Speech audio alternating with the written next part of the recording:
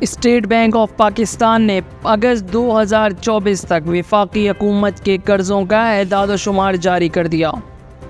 State bank کے مطابق وفاقی حکومت کے قرضے ملک کی تاریخ کی بلند ترین سطح 362 ارب 70 ہزار روپے پر پہنچ گئے ہیں۔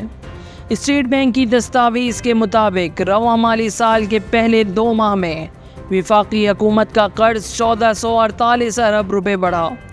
اگست کے 1 مہینے میں مرکزی حکومت کے قرضے میں 739 ارب روپے کا اضافہ ریکارڈ ہوا۔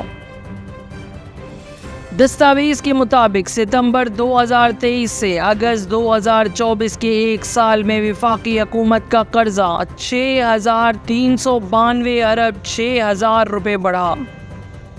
اگست 2024 تک وفاقی حکومت کے قرضوں کا حجم 362 ارب 70 ہزار روپے رہا۔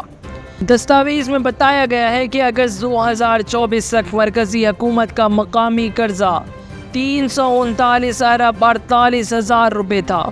وفاقی حکومت کا بیرونی قرضہ اگست 2024 تک 23 ارب 22 ہزار روپے تھا۔